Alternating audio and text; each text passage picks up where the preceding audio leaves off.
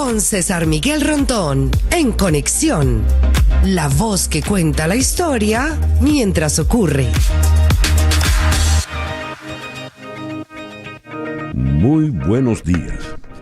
Son en este momento las 9 en punto de la mañana de este jueves 31 de octubre del año 2024.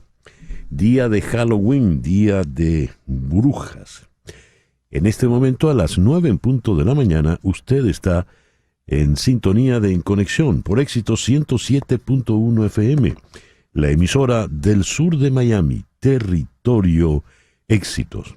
Usted también nos puede escuchar en su teléfono celular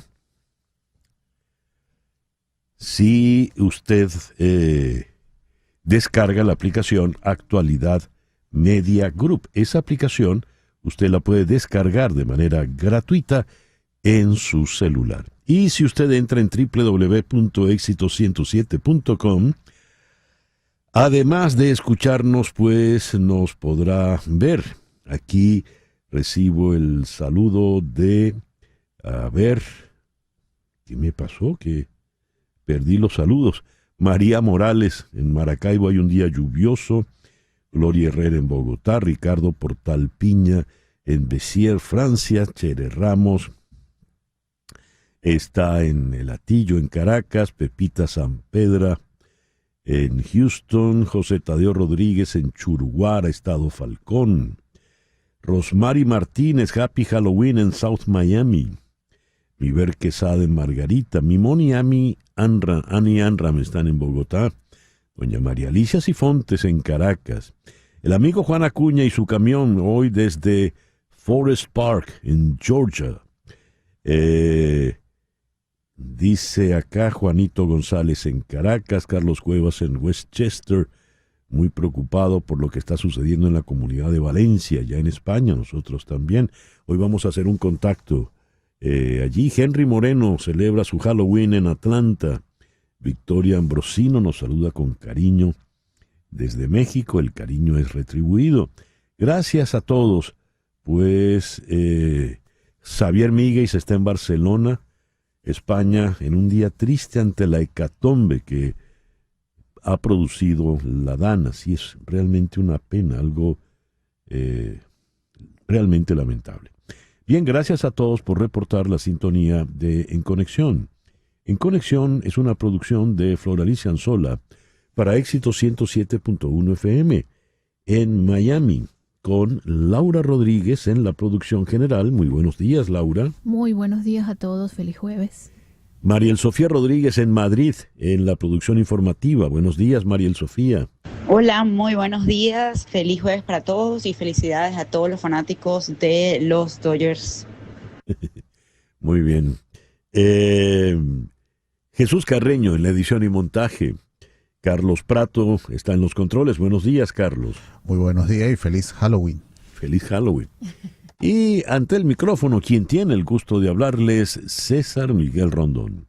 Hoy, 31 de octubre, es el día de San Alonso Rodríguez, San Ampliado Mártir, San Antonino de Milán, San Epímaco de Pelucio, San Froilán de Foces y San Quintín de Vermán. Bueno, felicitaciones a los Alonso, a los Antoninos, a Froilán, todos los Froilán, y a los Quintín. En el calendario astrológico de Enrico Mariani tenemos a la luna todavía menguando en Libra, pero a partir de la 1:29 de la tarde, esa luna entrará menguante en Escorpio. Entonces tendremos Sol en Escorpio y Luna en Escorpio. La luna de Escorpio es la luna para andarse con cuidado, porque es la luna de las bajas pasiones, es la luna de lo secreto, de lo oculto.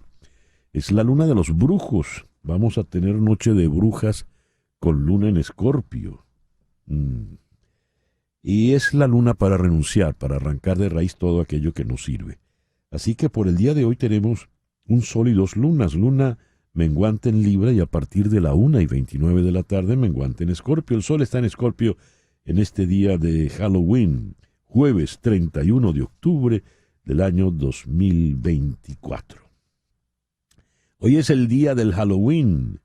Dice acá, el Halloween se celebra en todos los países anglosajones, Estados Unidos, el Reino Unido, Canadá, Irlanda.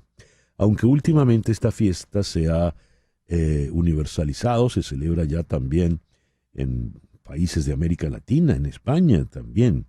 Y la gente la aprovecha para disfrazarse. La idea es celebrar a las brujas.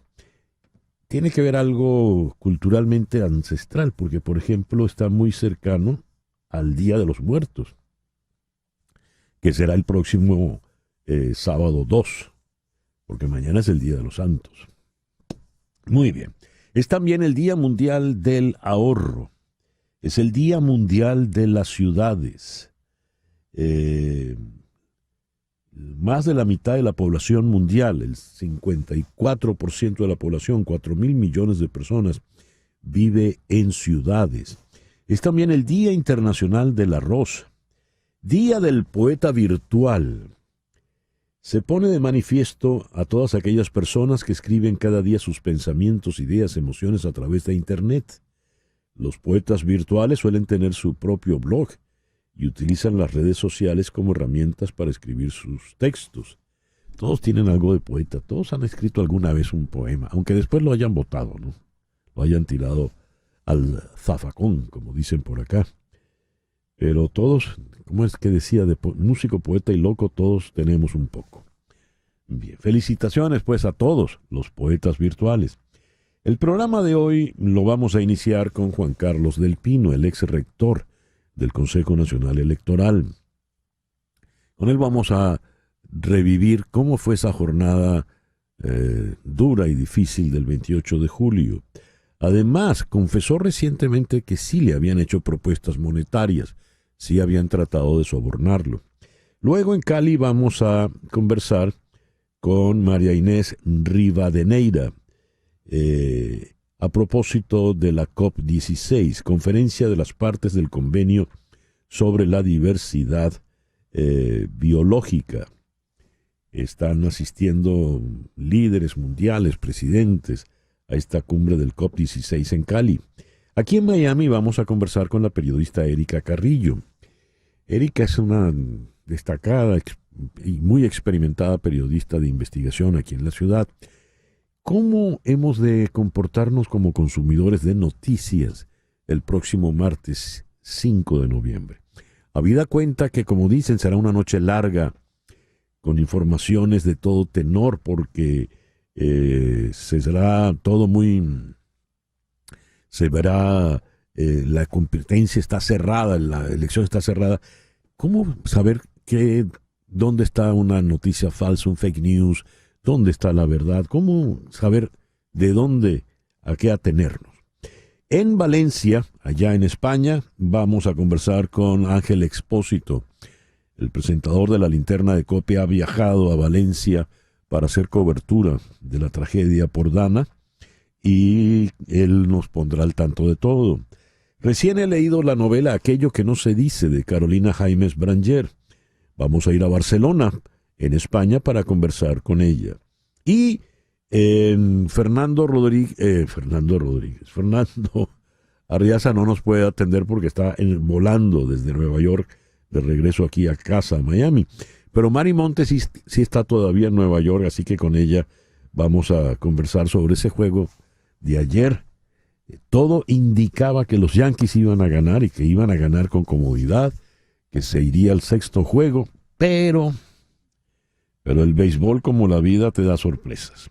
El foro de hoy se lo vamos a dedicar al humor en la política, sobre todo el humor tal como se está manejando en la campaña electoral de Estados Unidos.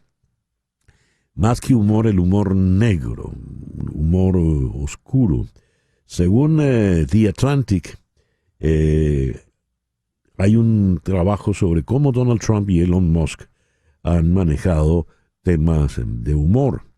Y todo esto, pues a propósito, por supuesto, del chiste, entre comillas, sobre Puerto Rico, la basura, la butad de Joe Biden y el propio Donald Trump montado en su camión de basura.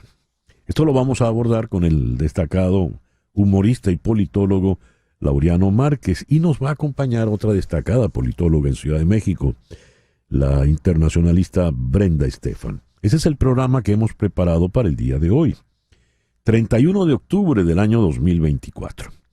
El 31 de octubre de 1512 se inauguran los frescos de la Capilla Sixtina en Roma, en el Vaticano, pintados por Miguel Ángel.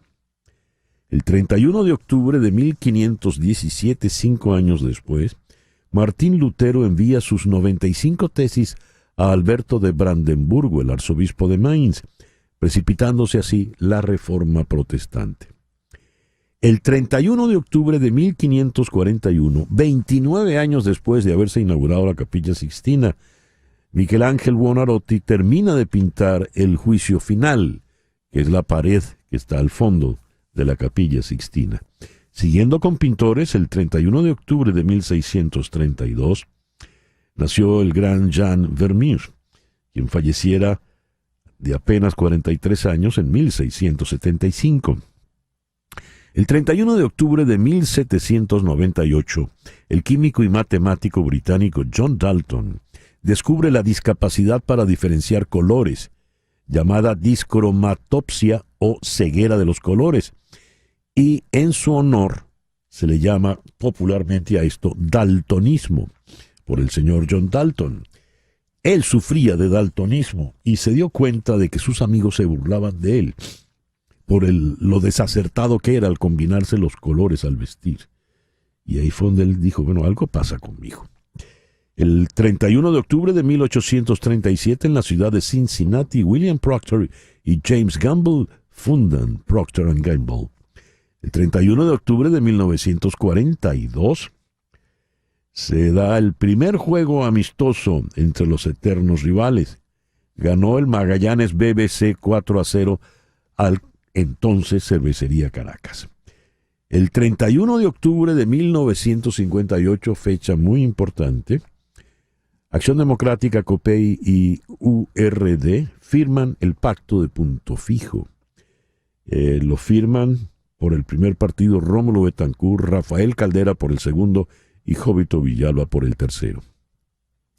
Regresando al béisbol, el 31 de octubre de 1962, es decir, hace 62 años, se funda Tiburones de La Guaira, otrora Pampero. El 31 de octubre de 1984, Omar Vizquel debuta en el béisbol profesional precisamente en un Caracas Magallanes. Y siguiendo con deportes, escuchen esto, el 31 de octubre del 2002 se da la mayor goleada en la historia del fútbol. Esto ocurrió en Madagascar, un partido entre el AS Adema y el SOE Antananarivo. El primer equipo le ganó al segundo 149-0. Es decir, no salieron de la arquería. Hoy está cumpliendo 19 años Leonor de Borbón, princesa de Asturias, heredera del trono, futura reina de España. El 31 de octubre del 2018, a los 86 años, falleció Teodoro Petkov. Y el 31 de octubre del 2020 falleció a los 90 años Sean Connery, James Bond, el auténtico. Y el 31 de octubre del año 1922 nació César Portillo de la Luz. Mi delirio, uno de sus grandes boleros, y ahí lo tenemos al propio Portillo de la Luz cantándolo en el estilo del feeling, acompañándose él mismo con la guitarra. Y el 31 de octubre de 1945, es decir, hoy está cumpliendo 79 años, nació allá en el Reino Unido Ross Ballard. Y hoy está cumpliendo 75 años Bob Siebenberg, el baterista de Supertramp. El editorial con César Miguel Rondón. ¿Qué es un chiste? ¿Qué es una humorada? Es torcer la realidad para producir alguna hilaridad. El chiste, por lo general, nos narra algo que nos es familiar, con un final inesperado, con un giro inesperado, y esa sorpresa es la que nos produce risa. Es de alguna manera burlarse de la realidad. Pero hay que provocar risa. Si no, el chiste no tiene ningún sentido. En política, el humor ha estado presente. Ha habido políticos que han sabido manejar con mucha finura el humor y la ironía. Ronald Reagan, sin ir más lejos aquí en Estados Unidos, fue un maestro en esto. En Venezuela hubo políticos que supieron convivir con el humor y manejar el humor. Carlos Andrés Pérez fue uno de ellos. Otros no han tenido sentido del humor y reaccionan con mucha amargura ante los chistes y las humoradas. En Estados Unidos no es frecuente que se maneje el humor y mucho menos que se maneje el humor en una campaña electoral. Por eso llamó la atención que se convocase a un comediante para ese mitin tan importante para la campaña de Donald Trump, nada menos que en el Madison Square Garden. Pues bien, allí este humorista hizo algunos chistes que no fueron precisamente bien recibidos, y no fueron bien recibidos porque no eran precisamente chistes, es decir, no provocaban hilaridad, no provocaban risa. Tan es así que el propio comediante tenía que reírse él para que supieran, el público estuviera al tanto de que era un chiste. Tony Hinchcliffe, que tiene un podcast en vivo llamado Kill Tony. Sus chistes no tuvieron éxito hasta que llegó a comparar, a decir que hay una isla flotando en medio del océano llena de basura. Creo que se llama Puerto Rico. Cayó muy mal, por supuesto, porque era no un chiste, sino un insulto a los puertorriqueños. Y ya que venía de hablar de los latinos con insistencia, pues se proyecta que los latinos son la basura a la que él aludía. Se le reclamó a Donald Trump que no marcase distancia de inmediato frente al chiste. J.D. Vance trató de minimizarlo diciendo, bueno, no nos compliquemos algo de humor siempre está bien, pero el detalle está en que eso no era precisamente humor. Donald Trump ni siquiera hizo mención a esto, con lo cual más de uno dijo, está apadrinando el comentario por aquello de que el que calla otorga. Y viene Joe Biden, el presidente, con un comentario francamente desafortunado, porque apóstrofe o no apóstrofe, dijo que la basura eran los seguidores de Donald Trump, o el seguidor, que era como después trató de justificar la Casa Blanca en alusión a Hinchcliffe, o los seguidores, que fue como lo escuchó todo el mundo. Ante esta frase tan desafortunada, la señora Kamala Harris, que era la principal afectada, evidentemente, porque es la que está en la campaña electoral, marcó distancia y dijo que para ella nadie era basura. Punto. Sin perder la oportunidad, pues Donald Trump mandó a pintar un camión de basura con su nombre y su eslogan de campaña, Make America Great Again, y se apareció en un rally en un camión de basura, como queriéndole decir a Biden y a Harris y a todos los demás, aquí está mi basura, mis seguidores, y uno supone no son puertorriqueños. Ahora, estas humoradas, quizá lo que uno más pueda resentirse es que alejan el discurso político de lo que debería ser el discurso político. Propuestas electorales, planes de gobierno, planes para manejar la economía, etcétera, etcétera. Elon Musk, que tiene mucho más dinero que Donald Trump y que le está acompañando en la campaña, también procuró algo de humor, pero en este caso letal y sangriento. Cuando capturaron a otro supuesto adversario de Trump que le dispararía en un acto, a Elon Musk no se le ocurrió otra cosa que decir: caramba, y nadie quiere matar a Kamala Harris. Nadie se molesta siquiera en intentar matarla. Es que no tiene sentido. ¿Qué vas a lograr con eso? Eso es un chiste. Recuerdo aquel cómico en la radio Rochela que decía: esos no son chistes. No, señor. 9:22 de la mañana. Una pequeña pausa y ya regresamos con las noticias más importantes de este jueves 31 de octubre. Vamos con las noticias más importantes del día de hoy, cuando el reloj nos indica 9:25. Una Corte Suprema dividida despejó el camino para que los funcionarios de Virginia eliminaran unas 1,600 personas de las listas de votantes del estado menos de una semana antes de las elecciones presidenciales. El gobernador Glenn Youngkin, republicano, pidió a los jueces que intervinieran después de que 2 tribunales inferiores bloquearon sus esfuerzos para cancelar los registros de votantes que podrían ser no ciudadanos, una cuestión que los funcionarios republicanos han aprovechado a nivel nacional, a pesar de que el voto de los no ciudadanos es extremadamente raro. Una revisión de The Washington Post de los registros de los tribunales estatales y de las entrevistas con funcionarios electorales no encontró evidencia de que ningún no ciudadano haya intentado votar durante el mandato de Youngkin en Virginia, que no permite a los residentes que no son ciudadanos votar ni siquiera en las elecciones municipales.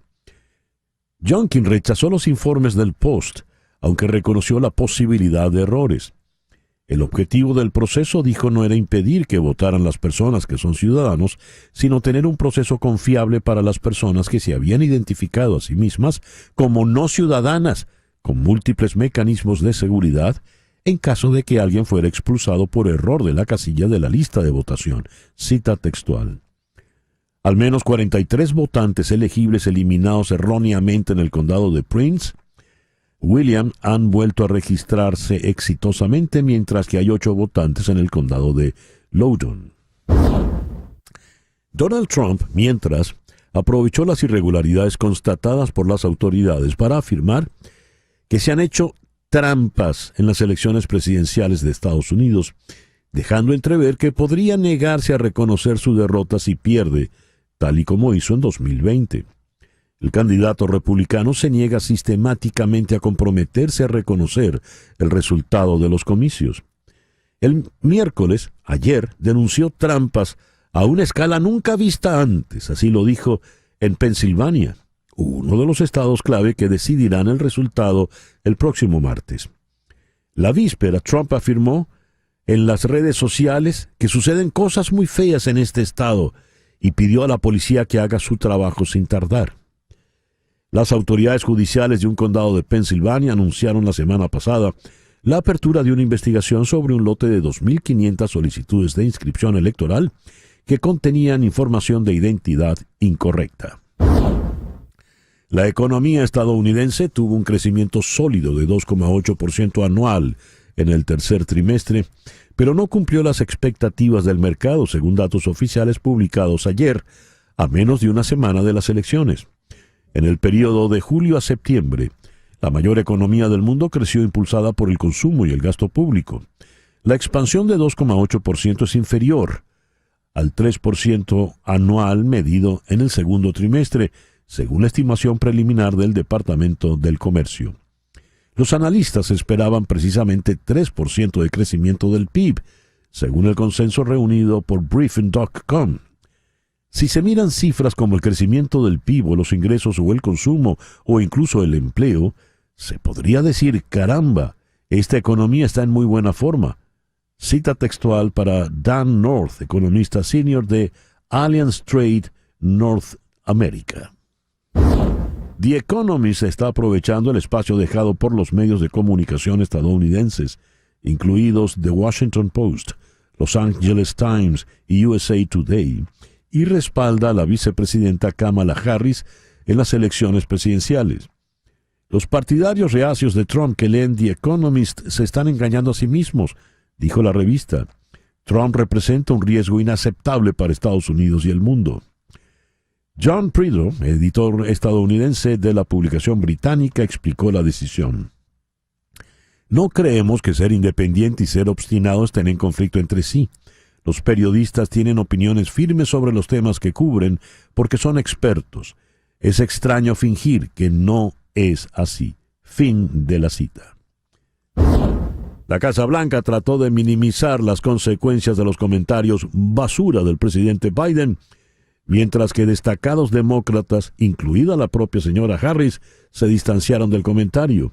Estoy totalmente en desacuerdo con cualquier crítica a las personas en función de por quién votan, dijo Harris a los periodistas. Los Dodgers de Los Ángeles ganan la Serie Mundial, acabando con los Yankees de Nueva York en 5 juegos. El quinto juego anoche le da la victoria a los Dodgers de Los Ángeles de una manera espectacular.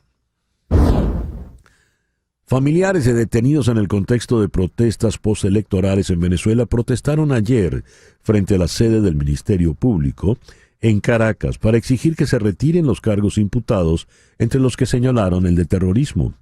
Unas 10 personas, parientes de un grupo de detenidos en una cárcel ubicada en el estado Miranda, portaban carteles con mensajes como «Libertad para todos los presos políticos», «Basta de persecución», «No más tortura en Venezuela». Los familiares también solicitan que se separen los casos de sus parientes, además de tener acceso a los expedientes y poder designar a abogados de su confianza. Según la ONG Foro Penal, de los 1.958 presos políticos que hay en Venezuela, 1.828 fueron detenidos luego de las elecciones presidenciales del 28 de julio, cuando Nicolás Maduro, de manera fraudulenta, se proclamó ganador. El gobierno de Venezuela informó que llamó a consultas a su embajador en Brasil, en medio de la crisis desatada por el veto brasileño al acceso de Venezuela a los BRICS y los cuestionamientos a la reelección del presidente Nicolás Maduro. Brasil no ha reconocido los resultados de las elecciones del 28 de julio ante la falta de un escrutinio transparente en línea con otros países de América Latina, además de Estados Unidos y la Unión Europea. Víctor Aldama, según el medio español The Objective, entabló negocios con la asistente de Maduro. Los tentáculos de Víctor Aldama dentro del gobierno venezolano llegaron hasta el asistente personal de Nicolás Maduro. Se trata de William Amaro, la persona a la que el ex jefe de inteligencia y contrainteligencia chavista, Hugo El Pollo Carvajal, acusó de dar $600,000 en mano a Juan Carlos Monedero en Caracas, en un caso investigado por el juez de la Audiencia Nacional en España, Manuel García Castellón. Sin embargo, se archivó este caso posteriormente. El nombre de Amaro aparece en unos mensajes que se cruzan Aldama y Jorge Andrés Jiménez Ochoa, actual presidente de la Federación Venezolana de Fútbol y hombre muy cercano a los jerarcas chavistas. Este joven empresario, que tiene nacionalidad española, fue uno de los 4 acompañantes de Delcy Rodríguez en su polémico desplazamiento a Madrid en enero del 2020. La Guardia Civil española señala a Jiménez como una de las personas que financió las mordidas de Aldama a Coldo García por los contratos de mascarillas. La investigación llevada a cabo por el juez Ismael Moreno revela que el asesor de José Luis Ábalos recibió pagos de Aldama mensualmente y por valor de 10,000 euros, y que el comisario principal recibió a mediados de junio de este año $80,000 del empresario venezolano a través de otras personas, según los audios y mensajes interceptados en la trama.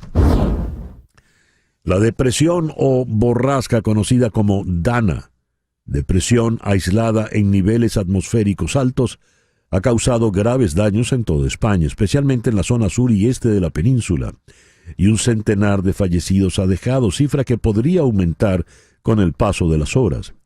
En pocas horas cayó en algunas zonas el equivalente a un año de lluvia, lo que provocó grandes riadas que arrasaron localidades enteras, dejando atrapadas a miles de personas.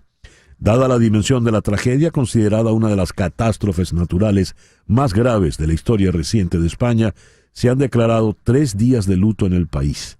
Fueron declarados, ya lo digo, 3 días de luto por el gobierno español. Y a las 9:35 de la mañana, vamos con nuestra primera entrevista del día de hoy. Nuestro entrevistado es Juan Carlos del Pino, quien hasta no hace mucho fue rector principal del Consejo Nacional Electoral en Venezuela. Juan Carlos, muy buenos días, muchísimas gracias por atender nuestra llamada en la mañana de hoy. Oh, gracias a ti, es todo un honor, un placer verte. Igual digo, Juan Carlos, ¿qué fue lo más relevante que a tu entender, o lo más preocupante que ocurrió ya cerca de la medianoche del 28 de julio pasado? Lo más relevante, obviamente, y ya, digamos, liberado del papel de árbitro, es que se me solicita que acompañe lo que a la larga fue un desalizado, que era bajar a apoyar los resultados leídos por el presidente Amoroso esa noche, a lo que yo decidí no acompañarlos y retirarme del organismo. Obviamente eso es, digamos, un botón de una serie de anormalidades, de arbitrariedades y de ventajismo que se fueron verificando desde el propio marzo que arranca el proceso hasta el mismo 28. Uno tras otro, sin ningún prurito, pues, para realizar ese plan que tenían tramado, pues. ¿Lo tenían tramado ya con antelación toda la... Oh, seguro, sí, seguro. Este proceso y su estrategia para este proceso arranca en el propio cambio del organismo electoral. Uh-huh. Cuando deciden que políticamente no es adecuado ese CNE, lo sustituyen por el que yo integré, y a partir de allí todo un libreto que fueron cumpliendo al pie de la letra, con 4 grandes aspectos. El primero, que no se pudiera inscribir o molestar, obstaculizar la inscripción de los venezolanos en el exterior, Uh-huh. de un gran número. Obviamente también molestar la inscripción de venezolanos en el interior del país, habida cuenta que ya había 4 grandes grupos de jóvenes para producir una inscripción de nuevos electores en masa, que también la molestaron. En efecto, hubo 1.030 máquinas para producir o atender cambios, actualizaciones, cambios en los datos y nuevos inscritos, y solamente publicaban 300 todas las semanas. 300 puntos. Y sin embargo se produjo una enorme cantidad de nuevos electores que pasó por encima de los 630.000 nuevos inscritos. En la noche del 28 de julio, cuando te piden que vayas a respaldar a Amoroso, ¿te niegas porque qué evidencias tenías ya tú en ese momento, cerca de la medianoche? No, digamos, a partir de las 5 o 6 de la tarde yo empecé a recibir, producto de las propias relaciones que uno tiene en política, o producto o bien sea la gente que me propuso, o yo fui durante muchos años el director nacional de participación política, así que yo recibía información de primera fuente desde los centros electorales, en sitios donde el chavismo no había perdido jamás, y nosotros ya evidenciamos los números ya contabilizados en las mesas, por un lado. Y por otro lado, porque a las 10 de la noche, César Miguel, se me dice que por la paz de la República, por lo que pudiera acontecer producto de la victoria que ya tenían en las manos ellos, porque jamás se paró la transmisión, siempre con los picos y la bajada y la subida de la transmisión, como todos los procesos,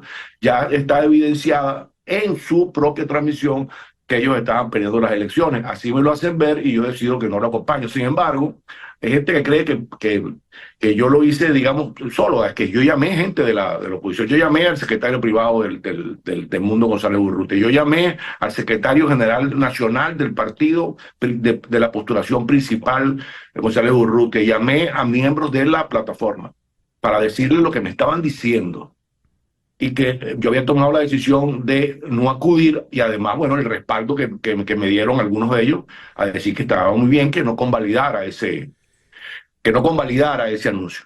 Juan Carlos, ¿y quién usa el argumento, si se puede saber, por la paz de la República? Mi interlocutor. De manera tal de que la amenaza es la violencia. Sí. No, pues seguro. Cuando yo les digo que ellos me están pidiendo a mí algo que yo no pudiera soportar porque me iba a insiliar en el país. Es decir, yo iba quedándome a vivir en el país, pero no formando parte del país, ni de la colectividad de la que formo parte como vecino, o la colectividad de condiscípulos en el liceo, en la universidad. Es decir, sencillamente yo empezaba a ser un extraño, un expatriado dentro del propio país. Es decir, me estaban negando la posibilidad de seguir viviendo en Venezuela a gusto. Y bueno, había que tomar esa decisión, la tomé, no solamente esa, César, yo tampoco fui a la proclamación. Y después que la oposición exhibe el número de actas que tiene y que galvanizaban su triunfo, tampoco asistí al segundo boletín. Y por supuesto me negué también a ir a la audiencia de la sala electoral del Tribunal Supremo de Justicia. A todas estas, dada esa actitud tuya, ¿se te acerca alguien bien del CNE, algún compañero del CNE, bien alguien del régimen a llamarte la atención, a decirte algo? ¿No se acercó nadie? Bueno, no, claro. Yo a lo que salgo, yo les digo que yo voy a estar en mi casa para, digamos, a la disposición de lo que ellos hubieran querido hacer conmigo. Y fui hasta mi casa y ahí me quedé esperando la resulta. Por supuesto, recibía llamadas, un par de veces me llamó el propio presidente. ¿El presidente del CNE o el presidente? Sí, claro. No, del CNE. Ya. ¿Y qué te dijo? No, que si esta vez sí los iba a acompañar, le dije que no. Sencillo. Y yo le dije que yo después del primero yo no podía asistir a ninguno de esos eventos, a convalidar ninguno de esos eventos, ni a someterme al rigor, o sea, declarándome contumaz a lo que la sala electoral iba a hacer, pues, de todas, que fue exactamente lo que pasó. ¿Y te llegaron a ofrecer dinero? El problema, César, es que se lo decía en estos días a un colega tuyo. El problema es que nosotros estamos bajo tal sospecha que si yo te dijera eso, la gente no me va a creer. Porque es que además estaríamos hablando de cosas absolutamente desproporcionadas. Desproporcionadas por la oferta, puedo sospechar, ¿no? Sospechas bien. Dios. ¿Qué va a pasar ahora, Juan Carlos? Bueno, hay muchas cosas que deben producirse. La primera, este 5 de noviembre, la elección en los Estados Unidos va a darle un cariz distinto a lo que pueda pasar hasta para el 10 de enero. Sin embargo, ya tenemos el anuncio del presidente electo que él iría a Venezuela a juramentarse el 10. Entonces, de aquí a allá hay que esperar qué cosas, qué eventualidades se pueden producir a los efectos del propio 10. Ya aúlicos del régimen, seguidores tarifados que tiene, en el caso de la Asamblea Nacional, ya han dicho, bueno, que la única persona que puede llegar por invitación el 10 de enero a la Asamblea Nacional es el Nicolás Maduro Moro. Y a partir de allí, bueno, se consolidaría, digamos, el régimen de fuerza, que más allá de lo que estamos viviendo en carne propia, bueno, una declaración formal de ser un gobierno de facto. Sí. Lo que se iniciaría a partir de allí, y habría que ver cómo la comunidad internacional, que es el trabajo que venimos haciendo, rodando por estos países, justamente hacerles ver que hay un ganador, que se produjo este birlado de la decisión, de inobservancia de la voluntad popular, bueno, a los efectos de que la comunidad internacional tome posición frente a la posibilidad de que el presidente electo de Venezuela, el doctor Edmundo González Urrutia, no seguramente. Claro, claro. Juan Carlos, muchas gracias por atendernos en la mañana de hoy. No, a ti ha sido un placer estar contigo, por muchas razones, entre ellas porque tu papá y mi papá fueron grandes amigos, y tu Sí, mamá y señor. mi mamá también. Sí, señor. Rosita, claro que sí. Exacto. Siempre la recuerdo con mucho cariño. Muchas gracias, Juan Carlos. Gracias, don César. Juan Encantado de ver. Carlos del Pino, ex rector principal del Consejo Nacional Electoral. Una pequeña pausa y ya regresamos en Conexión. Según un informe publicado el lunes por organizaciones de defensa de la naturaleza, solo el 17,6% de las tierras y aguas continentales y el 8,4% de los océanos y zonas costeras están protegidos y conservados. Esto ha sido parte de lo conversado en la COP16, la 16ª conferencia de las partes del convenio sobre la diversidad biológica, que se ha venido realizando en Cali. Vamos a la ciudad de Cali, en Colombia, donde está María Inés Rivadeneira. Ella es la coordinadora de política de América Latina de World Wild Fund. María Inés, muy buenos días. Muchísimas gracias por atendernos en la mañana de hoy. Buenos días, muchísimas gracias a ustedes por la invitación. Como tú decías, estamos aquí en un momento muy especial para América Latina, en un momento muy especial para la Amazonía. Se celebra en un país latinoamericano, en un país amazónico, un encuentro de los países que firmaron la Convención de Diversidad Biológica. Este es el encuentro número 16. Esta cumbre tiene sesiones cada 2 años. Esta cumbre nació en Río de Janeiro en 1992, junto a otras 2 cumbres ambientales que son muy relevantes, como son las de cambio climático y desertificación. Juntas, las 3 convenciones buscan, a través de compromisos de los países, pues detener esta pérdida acelerada de biodiversidad, que es uno de los grandes problemas que enfrentamos en el mundo, el del cambio climático y el de la degradación de la tierra. ¿Qué ha sido de lo más destacado, a tu entender, María Inés, de lo conversado, de lo discutido en esta 16ª cumbre allí en Cali? Si me permites, yo quisiera hacer una evaluación que tiene que ver con el ámbito de las negociaciones, que es la agenda formal de los países, pero también con algo que ha pasado con la gente. Quisiera empezar por esta última observación que hemos podido tener durante estos días. Mira, esta es una cumbre donde se nota que la gente es parte de las discusiones.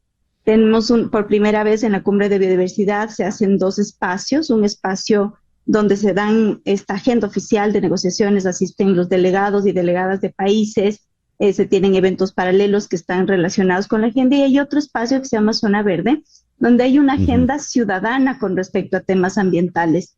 Y esta agenda ciudadana ha sido valiosísima. Ayer nos mostraban en plenario un dato que yo quisiera traer a la mesa, una visita de más de 276,000 personas en lo que va de la COP16, en discusiones, en eventos, en talleres, en conciertos, en incluso museos, muestras de arte, etcétera, para hablar sobre la biodiversidad y por qué es importante detener esta pérdida acelerada que nos está afectando tanto y que puede llegarnos a puntos críticos para la sobrevivencia de la humanidad y del planeta. ¿Y cuáles son las expectativas para el momento de la clausura de la cumbre, María Inés? Yo creo que podemos tener 3 logros de esta cumbre. El primer logro es que hay mayor cercanía de la población latinoamericana a estas discusiones de espacios multilaterales que en realidad son espacios muy democráticos. Es un espacio donde todos los países, independientemente de cuánto ingreso económico tengan o cuánta extensión de territorio tengan, cada país tiene un voto. Y eso es importantísimo. Y hay que resguardar estos espacios multilaterales porque es donde se toman decisiones a nivel internacional que después aterrizan en políticas públicas a nivel nacional. Entonces, un logro de esta cumbre es recuperar la confianza en estos espacios democráticos e internacionales y llamar la atención a la ciudadanía de ser parte activa dentro de sus propios países, de exigir que esas políticas públicas, en este caso las estrategias nacionales de biodiversidad, en el caso de cambio climático, los compromisos climáticos, etcétera, pues aterricen efectivamente en planes nacionales, en implementación, que tengan una inversión adecuada, que tengan las capacidades adecuadas. Y un tercer, resultado de esta convención definitivamente es crear un puente, una sinergia entre la Convención de Biodiversidad y la de Cambio Climático. El próximo año en Belém do Pará, en Brasil, se celebrará la cumbre número 30, la COP30 de Cambio Climático, y es importantísimo sentar las bases para estas sinergias entre convenciones, pero también entre agendas de biodiversidad y clima, por varias razones, pero la que quisiera destacar ahorita es que mientras podamos tener medidas simultáneas, medidas combinadas, también vamos a poder tener presupuestos combinados, lo que va a hacer más eficiente su implementación, y sistemas de monitoreo que también vayan de la mano, mostrando co-beneficios de naturaleza y clima. María Inés, muchísimas gracias por atendernos en la mañana de hoy. Muchas gracias a ti por el interés. María Inés Rivadeneira es la coordinadora de política de América Latina de World Wild Fund. Nos habló desde Cali en el marco de la COP16. Las noticias de este momento en Conexión Radio. La mayoría de los estadounidenses sienten muchas emociones de cara al día de las elecciones, pero la alegría no es una de ellas. Una nueva encuesta del Centro UpNorth para la Investigación de Asuntos Públicos encuentra que alrededor de 7 de cada 10 estadounidenses informan sentirse ansiosos o frustrados por la campaña presidencial 2024, y un porcentaje similar dice que está interesado. Hay un amplio sentimiento de incertidumbre sobre la contienda presidencial durante la última semana de campaña. La carrera es competitiva a nivel nacional y en estados indecisos claves, según encuestas recientes, y ni Kamala Harris ni Donald Trump muestran una ventaja importante. Los candidatos han ofrecido argumentos finales que contrastan marcadamente entre sí. Harris argumenta que Trump está obsesionado con la venganza y sus propias necesidades personales, mientras que Trump se refiere a Harris como un desastre que ha destruido todo a su paso. Y en ese contexto es pues cómo se va ya allanando el camino en las horas finales para el momento electoral. Ahora, la noche del 5 de noviembre va a estar cargada de informaciones, datos, exit polls, anuncios, y es fácil confundirse y dar por cierto y definitivo algo que quizás no lo sea. Vamos a brindarle a ustedes, ¿qué le vamos a brindar esa noche a los espectadores? Vamos a buscar una guía de cómo encontrar y discernir lo verdadero de lo falso, entender qué significa esto en el contexto de la elección. Vamos a conversar con la periodista Erika Carrillo. Erika, buenos días, gracias por estar con nosotros en esta mañana. César Miguel, buenos días a ti, a los oyentes que hasta ahora están conectados oyendo tu programa, y a pocas ya días, digamos así, horas casi, de esa etapa final, digámoslo así, porque el martes 5 de noviembre en definitiva es el día final. Para muchos sería un alivio, creo yo, porque todo lo que han dicho las últimas encuestas y los últimos expertos en temas electorales es que hay un agotamiento enorme de parte del electorado, y muchos desean ya que llegue este martes 5 de noviembre y que se conozcan los resultados, sean para un partido o beneficio del otro, César Miguel. Erika, dada tu experiencia, ¿qué le sugieres a nuestros oyentes para manejarse ante las múltiples informaciones, noticias que vendrán por todos los medios, radio, televisión, prensa, redes sociales, etcétera, etcétera? ¿Cómo discernir que esto es verdad y esto no está siendo tanta verdad? Porque va a haber de todo esa noche. Mira, va a haber de todo, y yo lo que siempre le digo a la gente es, ojo con el tema de redes sociales, porque casualmente esta semana aquí en Miami hay muchos, y yo no quiero faltarle respeto a nadie, pero aquí hay profesiones para cada cosa, hay expertos para cada tema, hay gente que se ha preparado, que ha estudiado y que ha leído para cada tema. Yo no tengo nada contra los blogueros, no tengo nada contra los comediantes que se dedican ahora también a hacer política o a postear temas políticos en sus redes, pero por favor yo llamo un poco también a la cordura, porque poner en manos de comediantes o de ciertos artistas, a los que muchos de nuestros oyentes siguen en redes sociales, y que dejar en manos de estas personas lo que es una noticia electoral, por favor, mucho cuidado. Vayan a medios serios, no importa si su medio de prensa tiene una tendencia, porque obviamente la gente suele ir a donde le gusta escuchar ciertas cosas. Yo no digo que no lo haga, vaya a medios que sean serios, con periodistas que tengan cierto grado de responsabilidad, por Dios, que sea balanceado. Pero si usted no quiere ir a ningún medio de prensa, si usted no quiere escuchar radio, si usted no quiere ver noticieros, hágalo más sencillo. Cada departamento de elecciones en cada condado, Miami-Dade, Broward, Palm Beach, Orange County, Lee County, donde usted quiera que esté, aunque no esté en Florida, en cualquier lugar de Estados Unidos, cada condado tiene un departamento de elecciones y una página web en donde usted puede ir siguiendo minuto a minuto los resultados de una contienda electoral.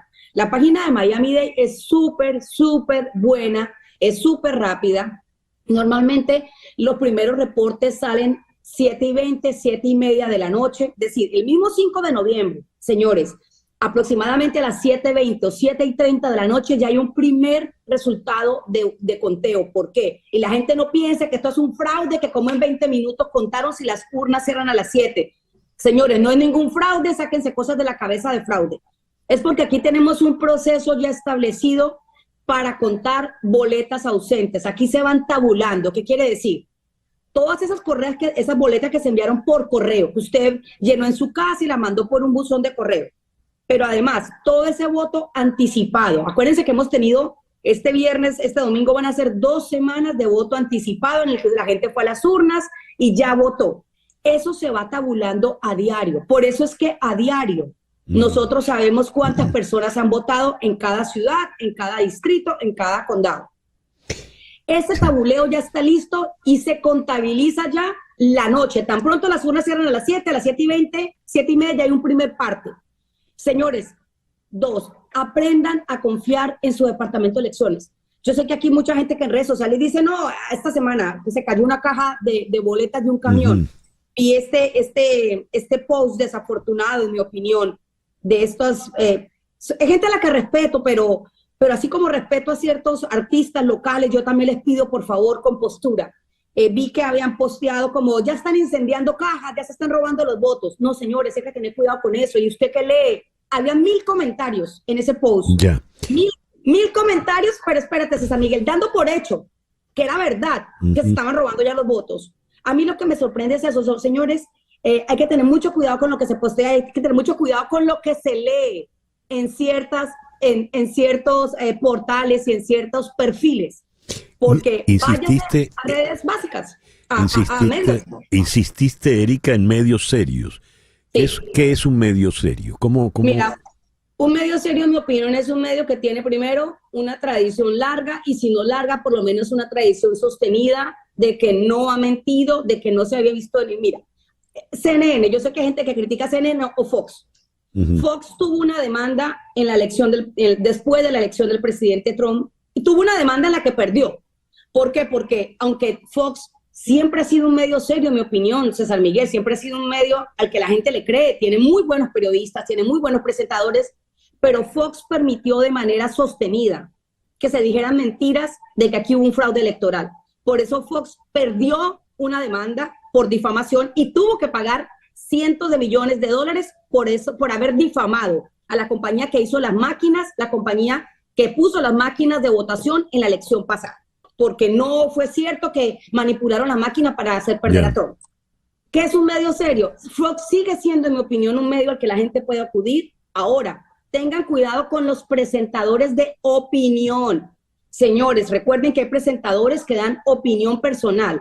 Ahora, hay noticieros Una cosa es ver un noticiero. Usted puede ir a Fox, a CNN, a NBC, a CBS. Son medios nacionales grandes, son medios importantes grandes. Usted puede ir a ver un noticiero. Un noticiero transmite básicamente en vivo resultados. Ahora, si usted escucha a los analistas le van a dar una opinión. Normalmente todos los medios grandes, lo que le digo, las cadenas grandes de tradición, van a llevar analistas de ambos partidos, van a llevar analistas republicanos, analistas demócratas, para que le digan a usted lo que usted quiere escuchar.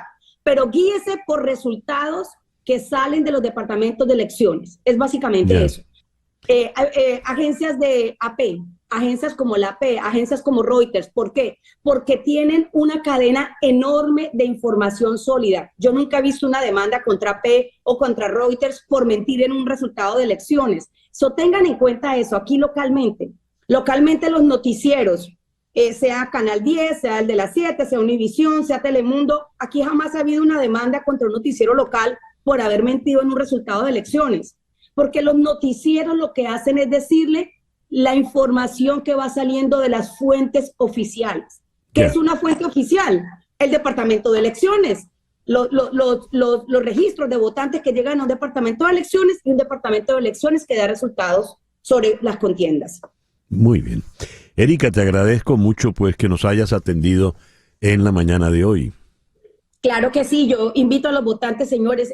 Mire, hace un rato estaba escuchando otro programa, César Miguel, donde hablaban de la importancia de no dejen por fuera su voto. Hay gente que ha dicho que porque Florida ya está ganada aparentemente por el expresidente Trump, porque han votado más republicanos o porque suele ser un estado en el que suelen ganar los candidatos republicanos. Yo les digo una cosa, por favor, acuérdense de esto.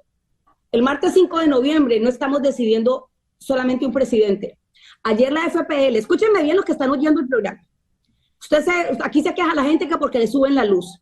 Aquí se queja la gente porque le suben el seguro de la casa. Señores, ayer la FPL volvió a pedirle al estado de la Florida que le deje subir de nuevo el costo de lo que usted paga por luz en la casa.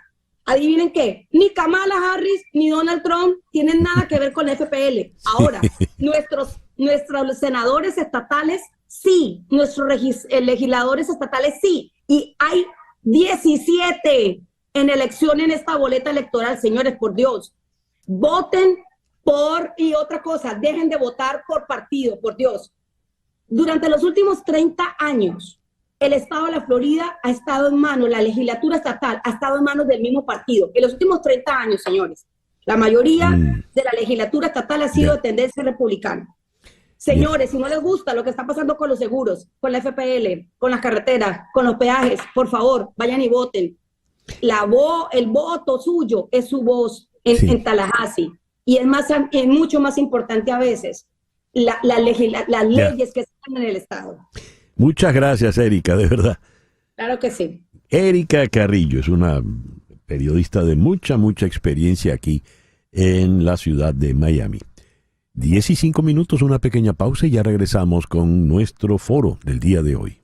Y nos viene perfectamente para la conversación porque los inmigrantes han sido el centro de la campaña electoral y para bien o para mal también el centro de los chistes o las humoradas. Esto lo publicó recientemente The Atlantic. Hace tiempo que las fuerzas populistas y extremistas se esconden detrás del humor.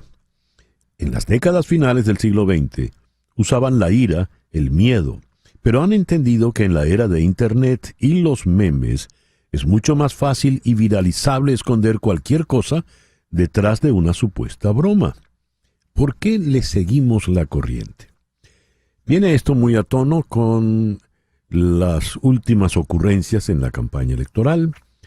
A esto le dedicamos nuestro editorial de esta mañana, el tema de la basura, Puerto Rico, la butad, digamos, del presidente Biden y el camión de basura finalmente que exhibió ayer el señor Trump. ¿Es humor? ¿Son humoradas? ¿Son chistes? ¿Mofas? ¿Cuál es la efectividad política de esto? ¿Por qué se recurre a esto? Al otro lado del océano, en la ciudad de Tenerife, en la isla de Tenerife, está nada menos que don Laureano Márquez, politólogo por la Universidad Central de Venezuela y sobre todo destacadísimo humorista. Muy buenos días, Laureano. Muy buenas tardes por allá. Buenas tardes y buenos días, César Miguel. Un cordial saludo. Y para darle otra visión al asunto, de este lado del océano, está nuestra muy apreciada, la destacadísima internacionalista y politóloga también, Brenda Estefan, en Ciudad de México. Brenda, muy buenos días. Muchísimas gracias por atender nuestra invitación. Estimado César Miguel, siempre es un gusto estar en tu programa. Un saludo a Laureano. Igual, Brenda. A ver, voy a saltarme la norma que dice que las damas van primero, porque quizá por antigüedad le debo dar la palabra a Laureano, ¿no? Digo, para comenzar con un chiste, ya que vamos a tratar de hablar de humor. ¿Qué es lo que está ocurriendo hoy por hoy? Y cito evidentemente lo que ha sido el pie para esta conversación, el tema de la basura. Me gustaría oír tu opinión, Laureano, como humorista y como politólogo. Bueno, yo no soy muy viejo, sino que vintage, que es lo que está de moda en este momento. Bueno, lo primero es que bajo la forma de humor en estos tiempos se están disfrazando muchas cosas que no son humor. Yo pienso que no hay que confundir el humor con la burla. El humor no es burla y el humor no es agresión. Incluso, como bien sabía nuestro gran humorista Aquiles Nazoa, el humor es, en definitiva, una manera de amar. También lo decía José Ignacio Cabrujas en una definición que daba del humorismo, quizá una extraña y particular manera de amar. Entonces no puede hacerse eco de odio, no puede hacerse eco de discriminaciones, no puede estar en contra del que sufre, no puede estar en contra del que padece limitaciones o del que pueda estar discriminado. A ver, ¿qué está ocurriendo hoy por hoy y por qué este giro y ese llamado de atención que nos hace The Atlantic? Me gustaría oír tu opinión, Brenda. Yo creo, César Miguel, que en esta época de hiperconectividad es atractivo para algunas campañas políticas o para algunos políticos utilizar el humor para transmitir sus mensajes de manera encubierta. A veces sí, mensajes, digamos, loables, pero a veces mensajes encubiertos de racismo, por ejemplo, ¿no? De que utilizar estereotipos o clichés respecto a una raza, un grupo poblacional para esconder pues una actitud racista, y les sirve porque se vuelven virales, porque estos comentarios pueden hacer olas entre la población, compartirse en redes sociales, etcétera. Y creo que ese es quizás el objetivo de estas personas. Yo creo, igual que Laureano, que uno no se puede reír de todo, si esa es la pregunta, digamos. Me parece además que con el paso de los años, la sociedad hemos llegado a acuerdos respecto a la importancia de respetar las diferencias, la diversidad, ¿no? La importancia de respetar a grupos como los discapacitados, el tema de la mujer, evitar el machismo en la sociedad.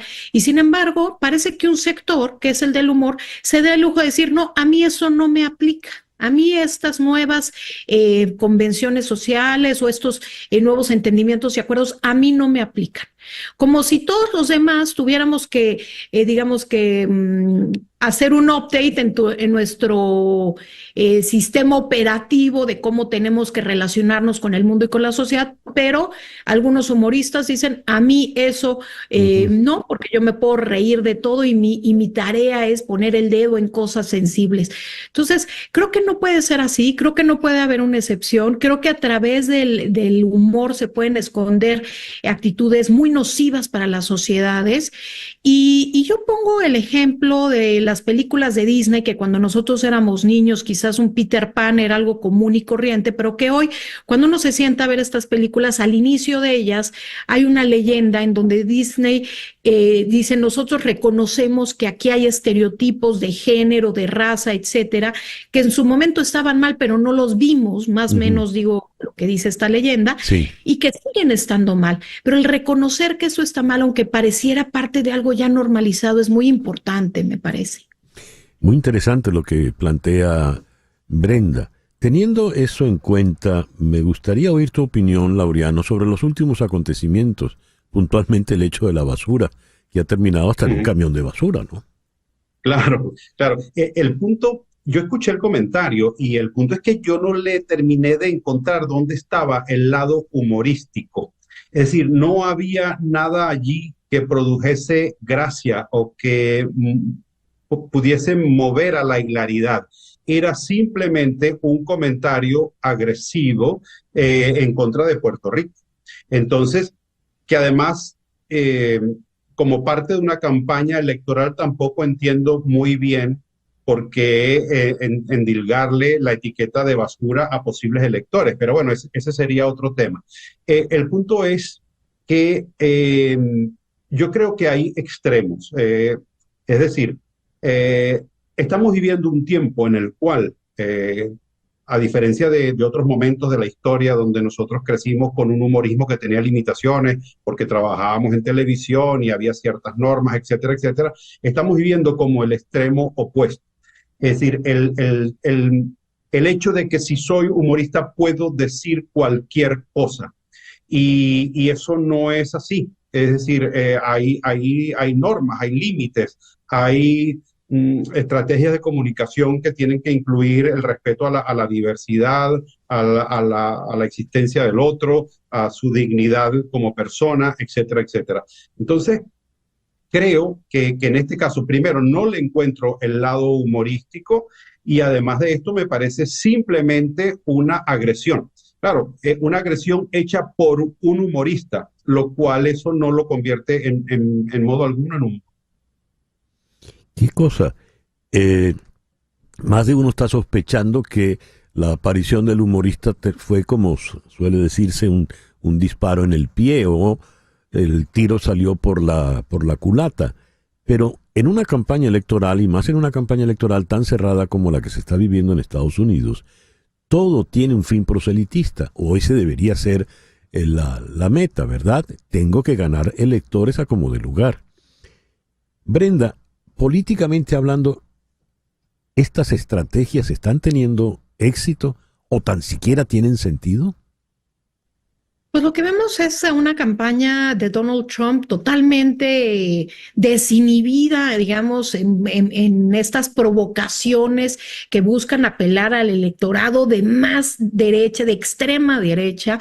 Este evento en el Madison Square Garden en Nueva York se llamó Una noche en el parque, como se llamó un reciente documental respecto a un evento de apoyo a los nazis que se dio en el mismo Madison Square Garden décadas atrás. Entonces, creo que estas similitudes no son casualidad. El equipo de la campaña sabe que está apelando a ese electorado más radical con eventos como este y quizás por eso invitar al humorista, que además del comentario que fue muy viral sobre los puertorriqueños o sobre Puerto Rico, hizo varios otros sobre los migrantes. En algún momento dijo, a ver, ¿dónde están mis latinos? Y dentro del evento pues hubo gritos de latinos que estaban ahí, y dijo, ya ven, les dije que ya son demasiados aquí. Y después en otro momento levantó las manos, dijo, si yo recibo con brazos abiertos a los inmigrantes, y levanta las manos y hace señales como de ahuyentarlos y decir, váyanse, váyanse, váyanse a sus casas. Entonces, la broma contra el inmigrante en general fue una constante por parte de este humorista. Y luego el silencio de Trump. Porque Trump durante horas, la campaña permaneció pues al margen de las críticas que se estaban dando ya en medios de comunicación, en medios sociales, etcétera, ¿no? A diferencia, por ejemplo, lo que vimos unos días después en una mesa de análisis de CNN, donde el analista político Mehdi Hassam estaba debatiendo respecto a estos eventos, justamente a los comentarios del evento en Nueva York, y un invitado republicano, ultraconservador, volteó y lo empezó a criticar respecto al tema del Medio Oriente y le dijo, pues ojalá que tu viper no te explote, ¿no? Y en referencia a lo que sucedió con miembros del grupo de Hezbollah por parte de una operación de Israel. Y el tipo, Mehdi Hassam, se sorprendió muchísimo, pararon el programa, Mehdi Hassam se retiró voluntariamente de la mesa y CNN le pidió a quien había hecho ese comentario que se retirara y dijo: en esta mesa hay límites, podemos debatir acaloradamente, pero no podemos hacer bromas como estas, que claramente son burlas y que juegan sobre temas como pueden ser la vida de personas, ¿no? Dios, qué fuerte eso. ¿Qué conclusión sacas, Laureano, de esto que se está viviendo de esta manera? Tú que has vivido del humor y sobre todo del humor político. Sí, yo creo que el humor puede ser político, casi que diría que el humor debe ser político. Es decir, es imposible que el humor no sea político, porque si vamos a la vieja definición de Aristóteles, somos un zoon politikon, es decir, todo lo que se dice tiene alguna consecuencia política o social. Pero creo que hay una diferencia entre el humor político que, digamos, lucha por ideas, por principios, por valores, que el humor puesto al servicio de la parcialidad política. Ese es un tema mucho más complejo y mucho más delicado, porque ahí quien se desprestigia es el humorismo. El humorismo está por encima de estas discrepancias de los partidos políticos, porque el humorista tiene un compromiso superior, que es con el ser humano, con el hombre más allá de sus opiniones políticas, con el hombre en su sentido espiritual, en su trascendencia, con el hombre en su sentido de libertad, en su dignidad, en todos estos valores que forman parte de la naturaleza humana. Entonces, a mí me parece que esto, primero, no le encuentro la parte graciosa, y segundo, me parece simplemente una agresión disfrazada de humor, y hay que estar muy atentos con el humor puesto al servicio de parcialidades políticas. Y ahora me gustaría oír tu conclusión, Brenda, por favor. Pues sí, César Miguel, es una pena que la corrección política haya salido por la ventana en los procesos electorales estadounidenses, a partir sobre todo de la incursión de Donald Trump al ámbito político. Ya atrás quedaron esos debates en donde Obama y McCain, por ejemplo, debatían ordenadamente y respetuosamente. Ahora parece que la norma es la violencia verbal y estas, pues, bromas entre comillas, que no es más que un racismo encubierto. Y pues yo creo que ahí también el trabajo es de quienes lo analizamos y de los ciudadanos, de también poner límites a esto. Muy bien, quiero agradecerles de verdad a ambos por esta conversación tan interesante y creo que tan edificante también. Muchísimas gracias, Brenda, por haber atendido nuestra llamada allá en Ciudad de México, y en la bella Tenerife. Muchísimas gracias a Laureano. Igualmente. Gracias a ustedes, un gusto haber estado en el programa. Laureano Márquez, politólogo y humorista venezolano en Tenerife. Brenda Estefan, internacionalista y politóloga mexicana en Ciudad de México. Hacemos ahora una pequeña pausa y al regreso vamos a Valencia, a la Comunidad Valenciana, en medio de la desgracia de Dana. Esto es En Conexión, por Éxito 107.1 FM en Miami. Está en Conexión por Éxito 107.1 FM. Y a las 10:23 de la mañana vamos a Valencia, en España, la Valencia mediterránea. Allí está nuestro buen amigo, el periodista de COPE, Ángel Expósito. Ángel, muy buenos días, muy buenas tardes por allá. Muchas gracias por César, atendernos. ¿cómo estás? Bien, cuéntanos, Ángel. Pues espero poder comunicar bien, porque la situación ahora mismo aquí de cobertura y de telefonía es catastrófica. Ahora mismo tengo un helicóptero de rescate a muy pocos metros, no sé si lo consigues ver. Sí, ahí lo veo. Y estamos, como te digo, a poquísimos metros de donde fue la absoluta hecatombe. Aquí empezó todo. Estamos en Utiel, que es un pueblo del interior de la Comunidad Valenciana, lindando ya con Castilla-La Mancha, y aquí empezó a desbordarse el río hace 48 horas, arrasando todo lo que pilló a su paso. De aquí una masa de agua y de barro infinita cayó hacia Valencia, hacia el litoral, hacia el mar Mediterráneo, y como te digo, por ahora los cálculos ya son 140 muertos y sigue habiendo decenas de desaparecidos que ni siquiera los servicios de rescate han podido llegar a los sótanos o a los coches donde la riada les arrastró. César. ¿Y qué ¿qué pronósticos hayan en este momento, tanto de las condiciones climatológicas como de los servicios de rescate, Ángel? Es impresionante, César, porque mira el tiempo que hace. Yo estoy en manga corta. Ya. Estoy con la camisa remangada. Aquí hace un día absolutamente de otoño de España que tú bien conoces. Un día agradable para ir paseando, si me apuras, para hacer deporte en pantalón corto. Pero lo que son las cosas, eso en cuanto al tiempo. La previsión, pues que esto se calma. Esto es una cosa típica climatológica de esta zona. Como los huracanes son cíclicos donde tú estás en la Florida, aquí es típico cada X años lo que llamaban antes la gota fría. Ahora es una dana. Es un cúmulo de tormentas en un punto muy pequeño que descargan 500 litros de agua en cuestión de minutos, y eso provoca el desbordamiento del cauce de los ríos, la inundación inmediata de las riberas, y por lo tanto donde haya viviendas, el agua llegó hasta 2 metros de la vivienda. Hubo gente que murió literalmente ahogada en el salón de casa o en la cocina. Inenarrable, inenarrable. Dios, qué pena, qué pena. Y los servicios de rescate, ¿cuál es la labor en este momento?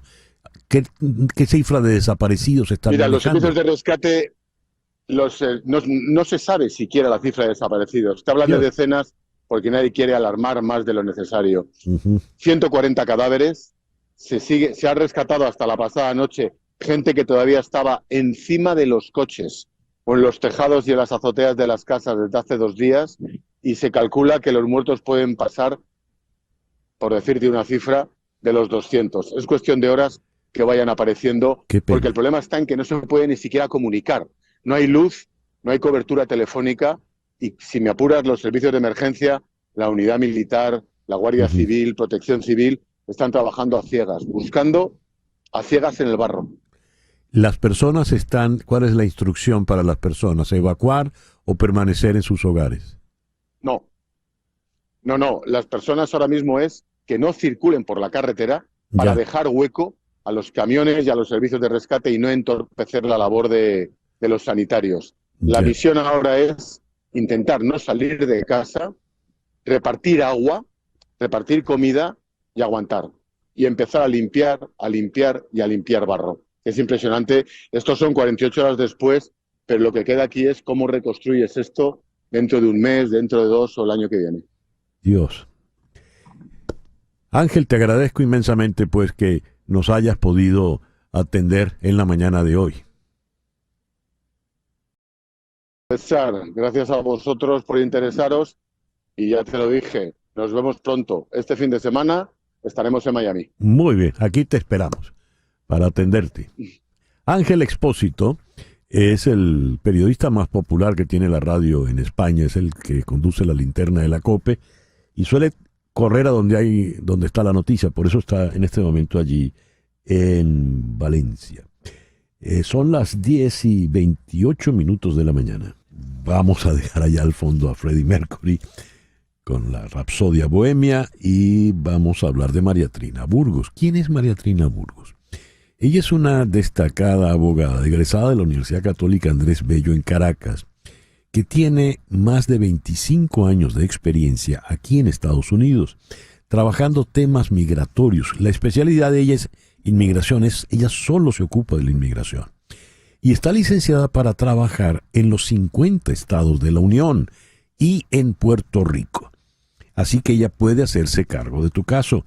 Llámala al 305-468-0044. 305-468-0044. Ese es el teléfono de su oficina aquí en Miami. ¿Estás en Venezuela? Llama entonces al 0212-771-3040. 0212-771-3040. Esa llamada sin costo adicional va a repicar aquí en Miami, en la oficina de María Trina. María Trina Burgos la puedes encontrar en la red X como @abogadaburgos y en el Instagram María Trina Burgos.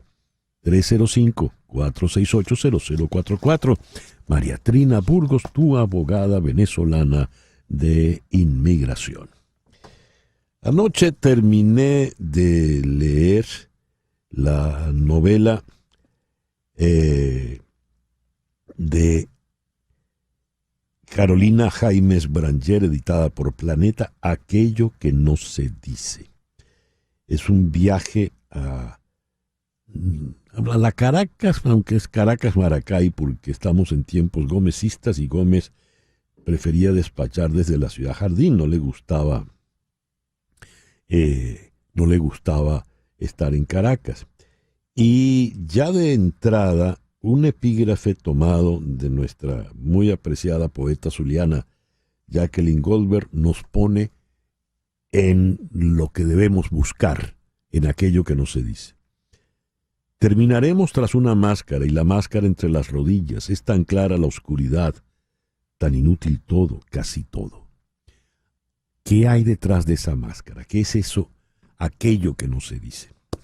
Vamos a Barcelona, en España, donde está Carolina Jaimes Branger. Carolina, muy buenos días. Gracias por atendernos en la mañana de hoy, en tu tarde, porque estás al otro lado del océano. Sí, señor, querido César, muchas gracias. Además que me honra saber que ya leíste mi novela. Sí, no quería llamarte hasta no leerla, para poder conversar con algo de propiedad. Me llamó la atención descubrir que tenías muchos años procurando esta novela. ¿Es así?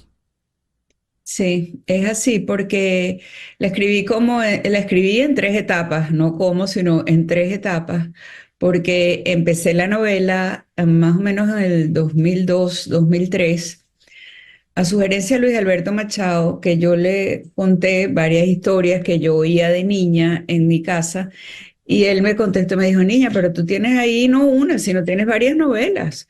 Tú ve haciendo como una columna vertebral, como un esqueleto, y vas diciendo, bueno, estas historias le pegan a este. Y así arranqué. Tuve la pésima idea, cuando había escrito como 120 páginas, de enseñarle lo que había escrito a mi mamá. Porque mi mamá era una señora muy conservadora, muy penosa, criada en más o menos en el mismo estilo de lo que yo describo en la novela. Eso no se dice, eso no se hace, eso no se comenta. No puedes decir que te sientes mal, no puedes tampoco demostrar euforia. Entonces ella entró en un absoluto shock cuando leyó lo que yo había escrito, porque según ella, yo, una niña bien, no podía escribir sobre sexo, no podía decir groserías y no podía hablar de otros temas. Entonces ella ya estaba empezando con la demencia senil, y cada vez que me veía escribiendo, le daba nervios, ¿no? Y me decía, porfa, que me están entrevistando. Me decía, estás escribiendo la novela. Y con aquella angustia, digo, no, mami, ya llega un momento que dije, ella ya tiene demasiado encima como para angustiarla más, ¿no? Entonces, pues dejé la novela. Ella murió en el 2014, y un poquito después de eso retomé la novela y escribí como 150 páginas más. En ese momento yo pertenecía a un grupo donde escribíamos, leíamos, comentábamos, y una persona que yo quiero mucho y que escribe muy bien, literalmente, César, me destrozó la novela. Me dijo que era una novela que no valía para nada, que no valía nada, que era una novela banal, baladí, provinciana. Y eso a mí me electrocutó literalmente. O sea, y dejé la novela, la dejé por 4 años. Hasta que empezó la pandemia, y mi hija Irene, que escribe muy bien, empezó, mami, es el momento de terminar la novela. Si no la terminas ahora, no la vas a terminar. Y bueno, y me puse, y entonces todo lo que escribía se lo mandaba a ella y todo hasta que la terminé. Cuando terminé la mandé. Esta novela que he leído es la novela Baladí de tu amigo. Sí, esa misma. Ajá. Baladí al provinciana, que no sirve para nada. Bueno, es que yo no sé si es que es baladí y provinciana, pero es una novela que uno oye. Yo estaba leyendo y oía las voces en la cabeza, porque es absolutamente conversacional.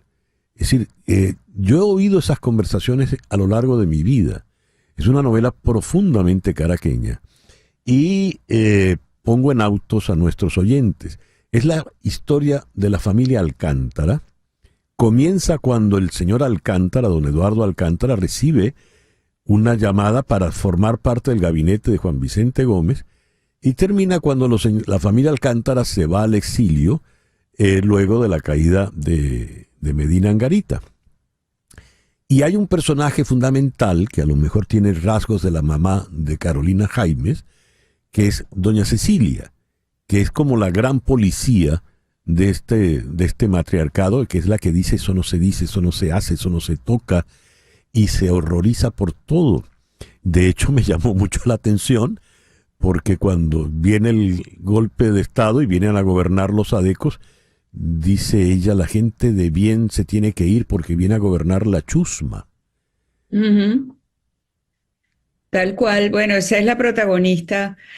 No, mi mamá no se no se parecía a Cecilia Valderrama en ese sentido. Mi mamá era una mujer muy buena. Lo que pasa es que tenía como muchos prejuicios, como muchos escrúpulos, porque fue educada fue educada, digamos, en el estilo de Cecilia Valderrama, de lo que no se dice, de lo que no se hace, porque Cecilia Valderrama era una mujer mala, o sea, una mujer que era capaz de todo. Para que las cosas se hicieran como ella quería que se hicieran, pero eso tenía una raíz en una profunda infelicidad, ¿no? Evidente.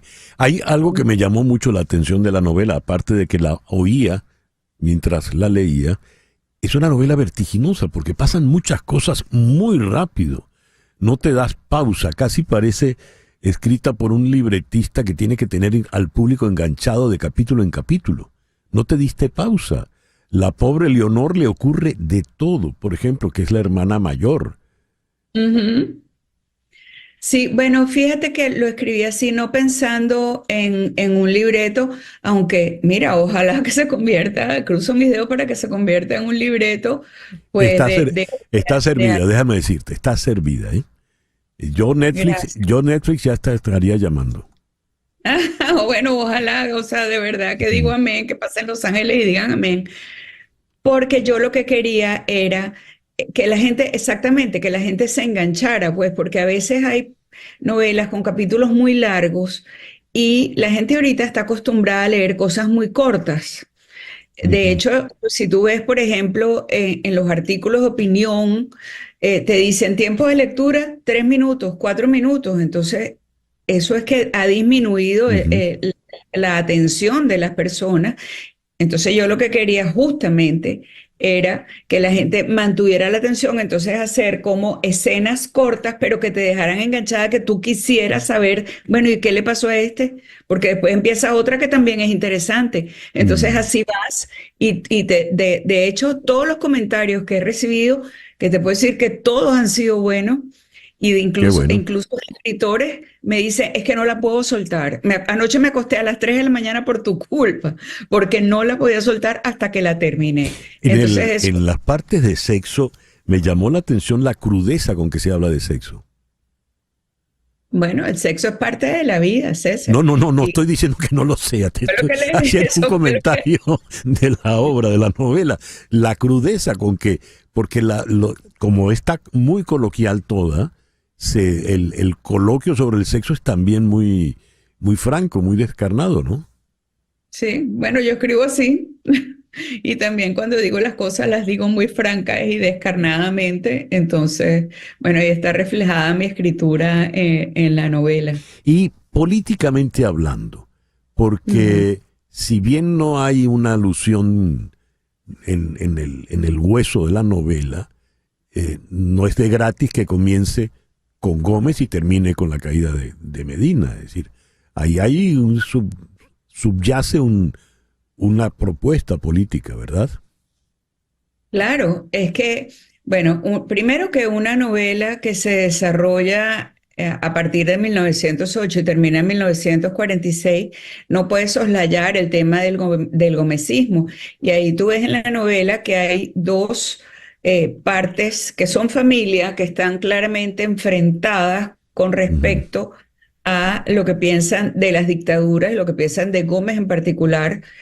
Y también hay otros que son absolutamente indiferentes como si no estuviera pasando nada, y yo creo que eso se refleja en la sociedad venezolana, no solamente en aquella época, sino en cualquier época, ahorita mismo.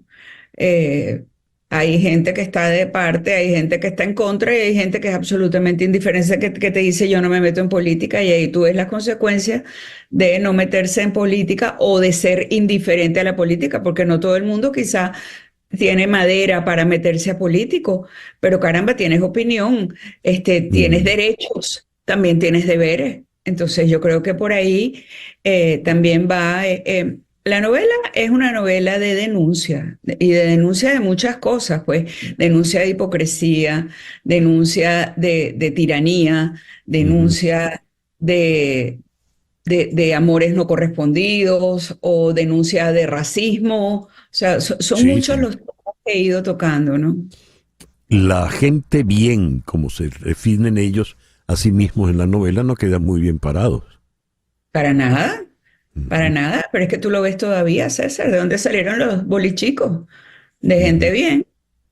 Y muchos otros que han sido o que son testaferros, estoy hablando del día de hoy, que son testaferros de una cantidad de ladrones, y como si nada pasara. Y desgraciadamente en Venezuela el dinero lava absolutamente todo, desde una reputación hasta un prontuario. Te ha editado Planeta, la editorial más grande e importante en el idioma castellano. ¿Cómo fue cómo llegaste a Planeta? Porque estamos en tiempos donde la gente edita sus propios libros y los ofrece vía Amazon, ¿no? Pero tú no, Sí. tú te has dado el lujo de entrar por Planeta. ¿Cómo fue? Bueno, fíjate que ya Planeta me había publicado un cuento para niños que yo escribí, que a lo mejor tú lo recuerdas, donde la protagonista es una niña especial, Claro. que es mi hija Tuti. Es un cuento que se llama Los 7 Encuentros, y a Planeta le gustó muchísimo para el programa de Planeta Lector, que es para niños de 10 a 12 años.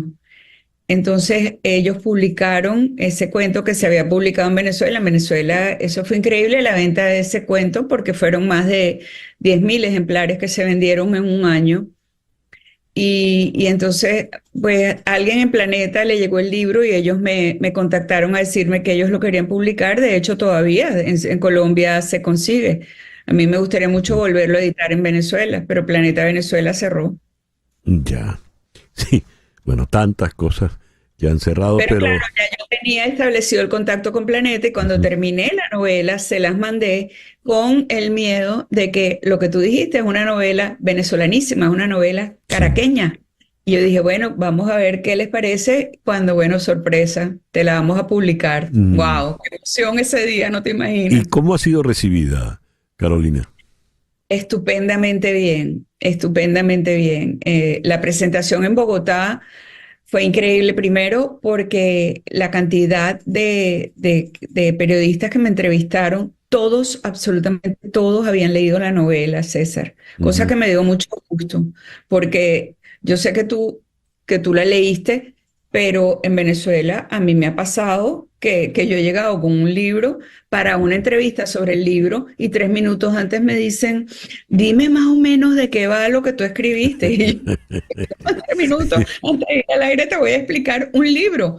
Pero esa, digamos, esa informalidad que tenemos nosotros no la tienen en Colombia. Las entrevistas fueron maravillosas y casi todas salieron antes de la presentación. La presentación fue en una librería bellísima que está cerca del Parque de la 93, que se llama la Librería Lerner. Me la presentó una escritora colombiana que se llama Mima Peña, que es una belleza de mujer y una maravillosa escritora. Tiene unos cuentos que son fascinantes. Y los libros se agotaron. Yo vi que había cuando llegamos, había como 30 sillas. Y de repente empieza a llegar gente y gente y gente, y la gente de la librería sacando más sillas y más sillas. Llegó un momento que las sillas no cabían más en donde estábamos, y eso que era un espacio grande. Y yo empecé a ver gente atrás de pie, y la gente quedó. El Planeta llevó 80 libros ese día para la presentación, y quedaron 2 colas frente a las cajas de gente que se quedó sin libros que faltaron. Bueno, esperamos tu próxima novela, Baladí y Banal, Carolina. Esto ya empecé, César, ya tengo como 8 páginas escritas de la continuación. Muy bien, te felicito, Porque yo Carolina. creo que esto va a ser una saga. Yo misma me quedé con ganas de saber para dónde van esos personajes. Por supuesto, es que los dejaste vivitos. Todos. Y les pasa de todo, de verdad. Son realmente acontecidos. Sí, señor. Muy bien. Carolina, muchas gracias por habernos atendido. Por favor. Y enhorabuena, de verdad. Gracias, César. De verdad que honrada de tus elogios porque los aprecio muchísimo. Un abrazo. Carolina Jaimes Branger, la autora de la novela Aquello que no se dice, editada por Planeta. 10:46, una pausa y ya regresamos en Conexión. Son las 10:47. Esta noche a las 9 con Gladys Rodríguez por TVV Network. Gladys va a hablar esta noche de la recta final de la campaña electoral aquí en Estados Unidos. ¿Quién será el presidente número 47? Además, de los riesgos de la polémica enmienda número 4. ¿Está en riesgo el derecho de las mujeres a decidir sobre su cuerpo? Y antes de con Gladys Rodríguez, a las 8 en vivo, la última con Carla Angola. Esto por TVV Network. Terminó en Venezuela con la salsa mayor. En fin.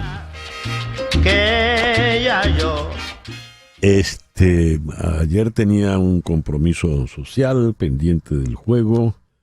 Digo, no, pues los Yankees van ganando 5-0. Vamos al sexto juego.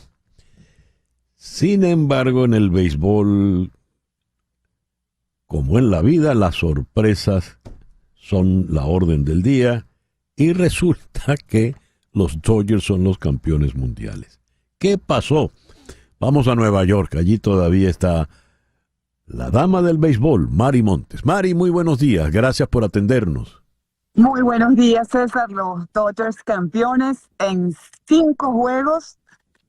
Pensábamos a la altura del quinto inning, cuando Gerrit Cole no había permitido todavía imparables, que el juego se iría por una sola calle y hoy estaríamos regresando a LA, pero los Dodgers tenían otro plan. Y en ese quinto inning se rebelaron ante un Gerrit Cole que había estado muy dominante. Se combinaron una serie de cosas y bueno, hicieron las 5 carreras para empatar. Se fueron arriba los Yankees otra vez con la sexta, pero en el octavo inning los Dodgers respondieron para irse arriba y dejarle cifras definitivas al juego de pelota. Y bueno, titularse campeones sobre los Yankees, 43 años después, repitieron la dosis. ¿Qué ocurrió puntualmente? No es que te voy a pedir que emules a Carlitos González, que solía decir, en la base por bola del tercer inning, allí perdió el juego. No te voy a pedir eso.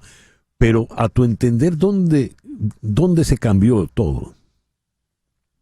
Bueno, creo que ese quinto inning fue fundamental porque, como te decía, allí se conjugaron una serie de factores que hicieron que Gerrit Cole no pudiera ganar el juego o que le empataran el juego, mejor dicho, porque él dejó el juego ganando, de hecho.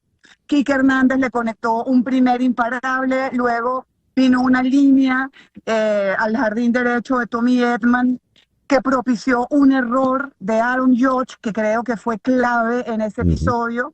Hernández avanzó a segunda base. Will Smith se envasó en una jugada de selección que permitió que Hernández llegara quieto a la tercera base. Un error de Volpi. Luego, con las bases llenas, Gavin Lux hizo un swing de grada, se ponchó. Otani también se ponchó y parecía que, bueno, que no iba a pasar nada más en ese episodio, pero vino la cuarta carrera con un sencillo de Mookie Betts que empujó la carrera y bueno, Freddie Freeman además encontró las bases congestionadas, dio sencillo, empujó 2 más, anotaron Edman y Smith y bueno, con doble el jardín central, Teóscar Hernández empató el juego y el parque quedó absolutamente silenciado, ese ruidoso Yankee Stadium que habíamos escuchado desde el inning 1.